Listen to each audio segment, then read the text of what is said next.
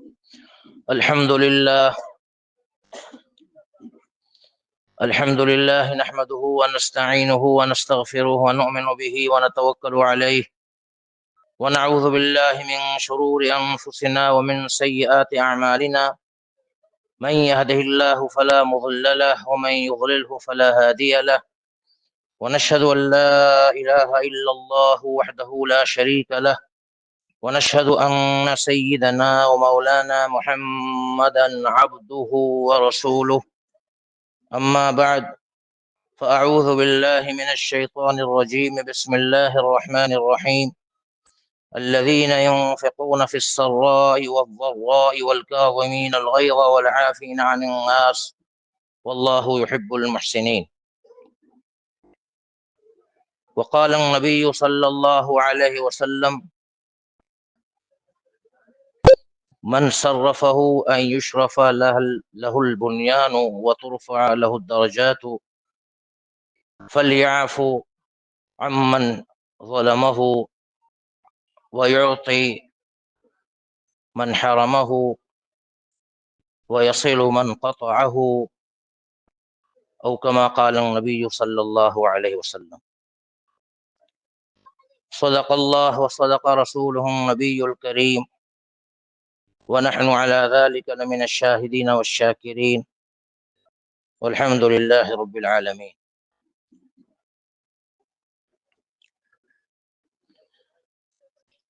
میرے قابل احترام حضرات علماء کرام اور قابل صد احترام سامعین عظام، اللہ رب العزت کا ہم سب پر یہ احسان عظیم ہے کہ اللہ جل جلالہ نے ہم سب کو یہ توفیق بخشی ہے کہ ہم اور آپ ایک دوسرے کی زیارت کر رہے ہیں، اور پھر وہ حضرات بھی قابل مبارکباد ہیں کہ جو یہ زیارت کرانے کا موقع دیتے ہیں، اور اس سے پھر حضرت کی یاد بھی آ جاتی ہے رحمت اللہ تعالی علیہ۔ اور الحمدللہ بڑی قیمتی باتیں مختلف علماء کرام سے سننے کو ملتی ہیں، اور بعض ساتھی تو الحمدللہ اس پر فوراً عمل بھی شروع کر دیتے ہیں۔ اللہ رب العزت ہم سب کو جو باتیں سنی جائیں، کہی جائیں، قبولیت کے ساتھ، اخلاص کے ساتھ عمل کرنے کی توفیق عطا فرمائے۔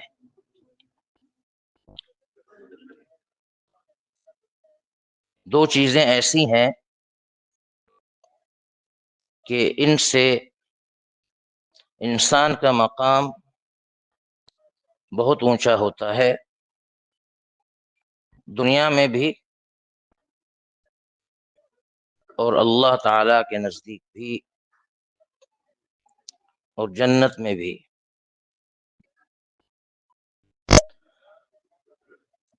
اللہ رب العزت نے مسلمانوں کو بڑا مقام عطا فرمایا ہے، اور اللہ پاک کی یہ مشیت ہے کہ وہ موت تک اپنے اس مقام کو پہچاننے کی قدر کریں۔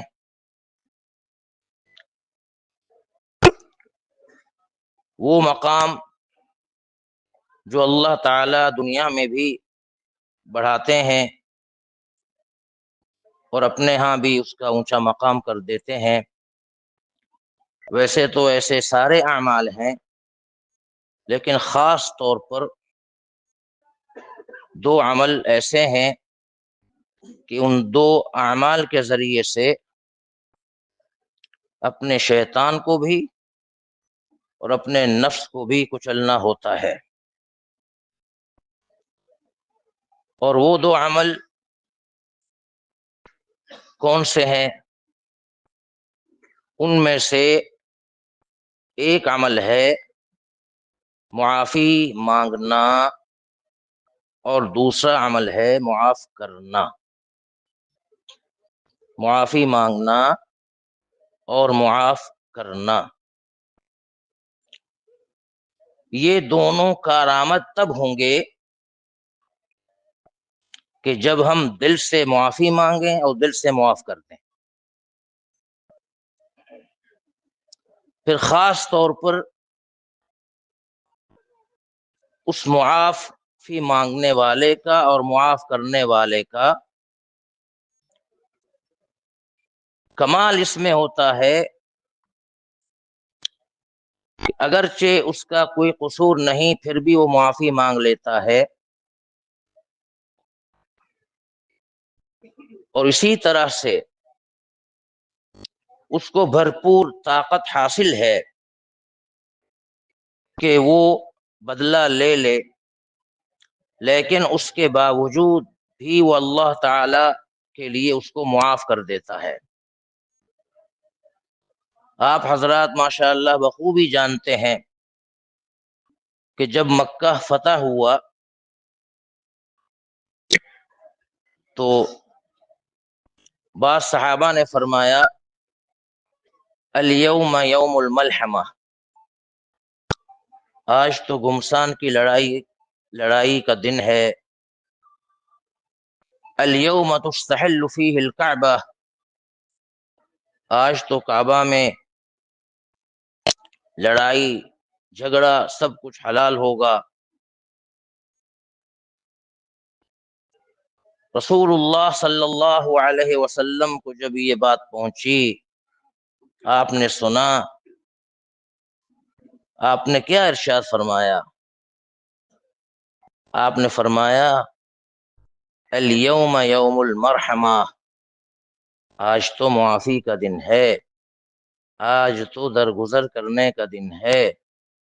حالانکہ اس وقت مکہ کے کفار جو بچے تھے وہ ڈر رہے تھے آج کیا ہوگا، آج کیا ہوگا، اور مسلمانوں کو ان کے ختم کرنے کا، بدلہ لینے کا بھرپور موقع تھا،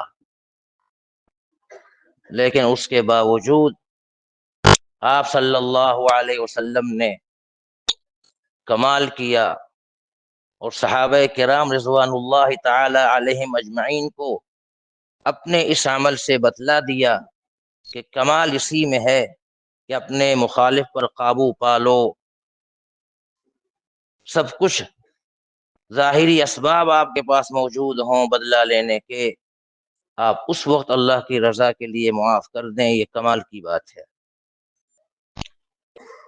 الحمدللہ ویسے تو واقعات کافی ہیں، اور آپ حضرات ماشاءاللہ سنتے بھی ہیں، عمل بھی کرتے ہیں، الحمدللہ۔ اللہ تعالی مزید عمل کرنے کی توفیق عطا فرمائے۔ ایک واقعہ میں آپ کو سنا دیتا ہوں۔ حضرت ابو ہریرہ رضی اللہ تعالی عنہ اس کے راوی ہیں۔ عن ابی ہریرہ رضی اللہ تعالی عنہ ان رجلا شتم ابا بکر والنبی صلی اللہ علیہ وسلم جالس، کہ ایک آدمی حضرت ابو بکر صدیق رضی اللہ تعالی عنہ کو برا بھلا کہہ رہا تھا، گالی دے رہا تھا، اور نبی اکرم صلی اللہ علیہ وسلم بھی تشریف فرما تھے۔ آپ دیکھیے، دنیا میں اگر نبی اکرم صلی اللہ علیہ وسلم سے کوئی محبت کرنے والا ہے تو سب سے زیادہ وہ حضرت ابو بکر صدیق ہیں رضی اللہ تعالی عنہ، اور پوری امت میں سے اگر آپ صلی اللہ علیہ وسلم کسی سے محبت کرنے والے ہیں تو سب سے زیادہ حضرت ابو بکر صدیق رضی اللہ تعالی عنہ سے محبت کرنے والے ہیں۔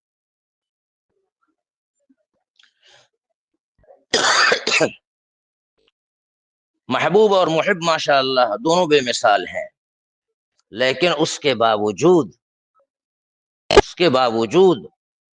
اللہ کے رسول تشریف فرما تھے اور وہ آدمی برا بھلا کہہ رہا تھا حضرت ابو بکر صدیق رضی اللہ تعالیٰ عنہ کو. فجعل النبی صلی اللہ علیہ وسلم یعجب ویتبسم،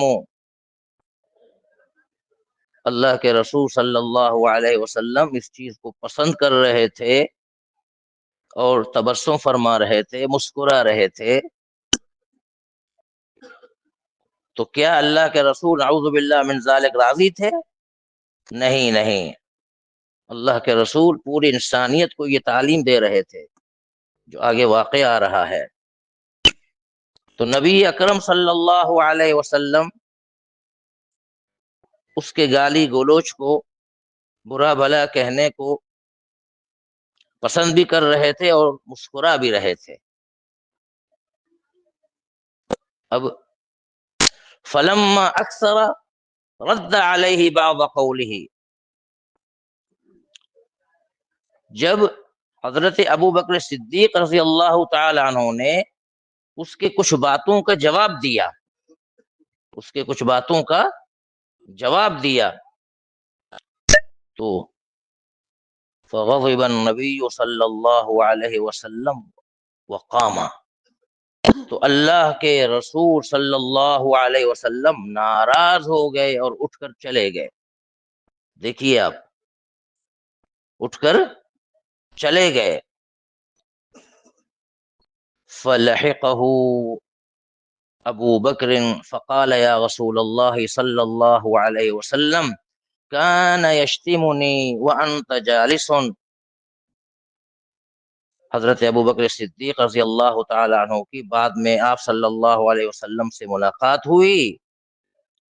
فرمانے لگے اے اللہ کے رسول صلی اللہ علیہ وسلم، وہ آدمی مجھے گالی دے رہے تھے، برا بھلا کہہ رہے تھے، آپ تشریف فرما تھے، لیکن جب میں نے اس کے کچھ باتوں کا جواب دیا تو آپ ناراض ہو گئے اور اٹھ کر کے چلے گئے.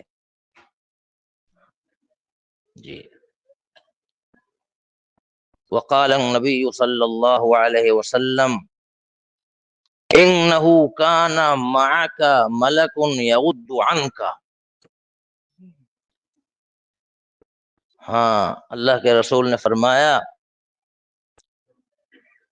جب آپ خاموش تھے، کچھ نہیں کہہ رہے تھے، تو ایک فرشتہ آپ کے ساتھ تھا، وہ آپ کی طرف سے اس آدمی کو جواب دے رہا تھا.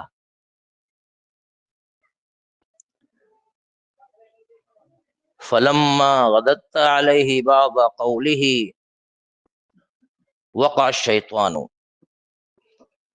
فلم اکن لاقعد مع الشیطان، فرمایا کہ جب آپ نے اس کے چند باتوں کا جواب دیا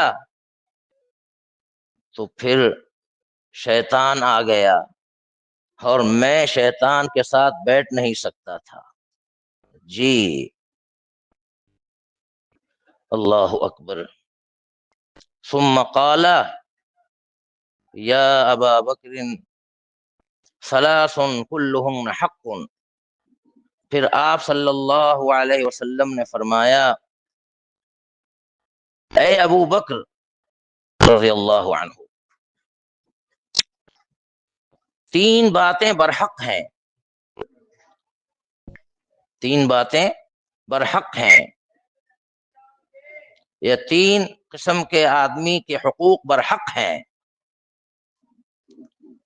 ان میں سے پہلا شخص ما من عبد ظلم بمظلمۃ، ما من عبد ظلم بمظلمۃ فیغضی عنها للہ الا اعز اللہ بها نصرہ، فرمایا ان میں سے ایک شخص وہ ہے کہ جس کے اوپر زیادتی کی گئی، ظلم کیا گیا، وہ اللہ کی رضا کے لیے معاف کرتا ہے. جب وہ اللہ کی رضا کے لیے معاف کرتا ہے تو عز اللہ بہا نصرہ، اللہ تعالی اپنی مدد سے اس کو قوی کر دیتے ہیں. اللہ تعالی اپنی مدد سے اس کو قوی کر دیتے ہیں. اور پھر آپ نے ارشاد فرمایا وما فتح رجل باب عطیت یرید بها صلة الا زادہ اللہ بها کثرة. فرمایا دوسرا آدمی وہ ہے جو اللہ کی رضا کے لیے صلہ حرامی کرتا ہے، اپنے کسی غریب رشتہ دار کو دے دیتا ہے اللہ کی رضا کے لیے. فرمایا پھر اللہ رب العزت زادہ اللہ بہا کثرتاً، اس کی اس صلہ حرامی کی وجہ سے اللہ تعالی اس کے دولت میں اضافہ کر دیتے ہیں. جی، اور آگے فرمایا وما فتح رجل باب مسألة يريد بها كثرة زاده الله بها قلة او كما قال النبی صلی اللہ علیہ وسلم. فرمایا تیسرا شخص وہ ہے جو لوگوں سے مانگے اس وجہ سے تاکہ اس کا مال بڑھے. فرمایا اللہ رب العزت اس کے مال میں کم کر دیتے ہیں. جی، اس کے مال میں کمی واقع ہو جاتی ہے اور یہ کم کرنے والے اللہ ہیں. جی، تو آپ دیکھیے کئی ایسی حدیثیں ہیں، اور ایک حدیث جو میں نے ابتدا میں پڑھی ہے من سرہ ان یشرف لہ البنیان وترفع لہ الدرجات.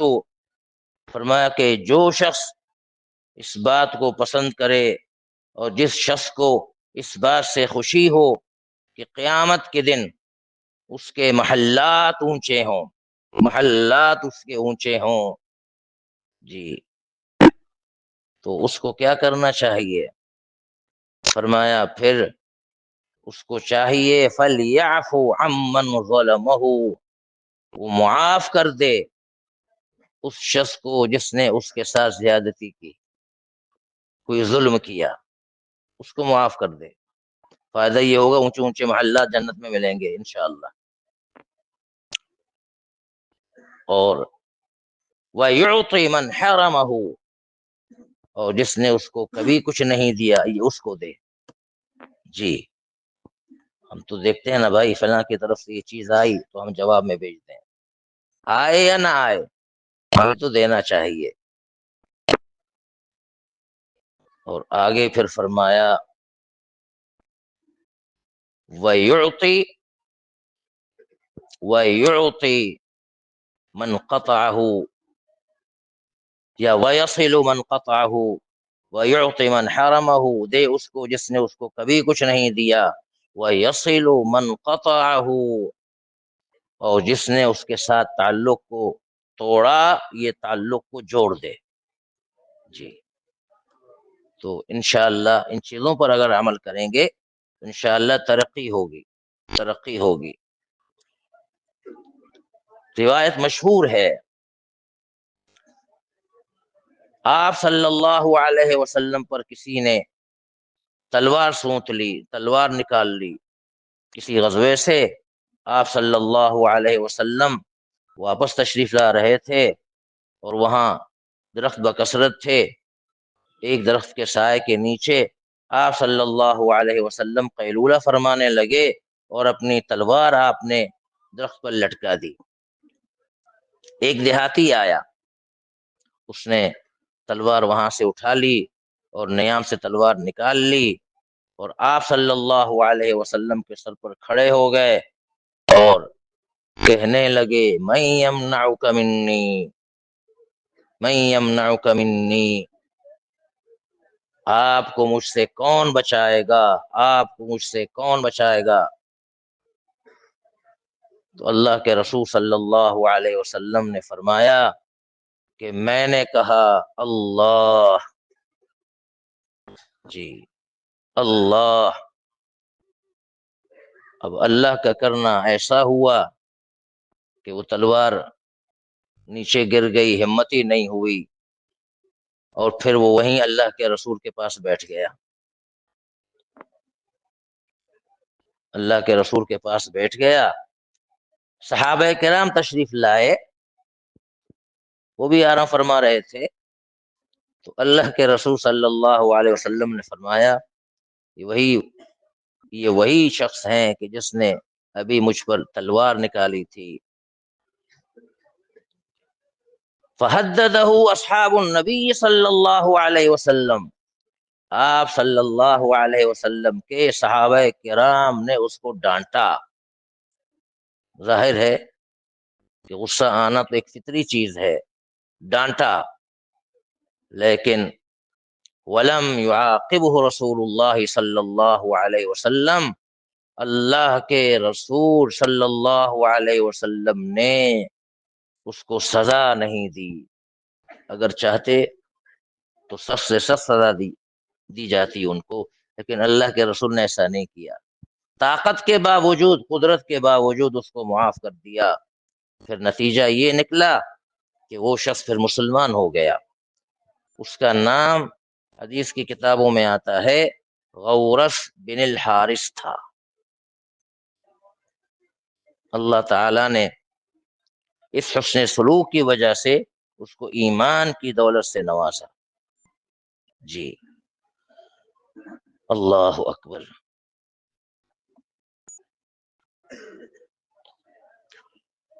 کہنا بیان کرنا تو آسان ہے، لیکن جب وقت آتا ہے تو پھر شیطان بھی سر پہ سوار ہوتا ہے اور نفس بھی، وہ تو یہ چاہتے ہیں کہ اس کا مقام گر جائے، اللہ کے نظروں میں یہ گر جائے، اور یہ وقت ہوتا ہے شیطان اور نفس سے مقابلہ کرنے کا، اور اس کی صورت یہی ہے کہ انسان دل سے معاف کرے، دل سے معافی مانگے۔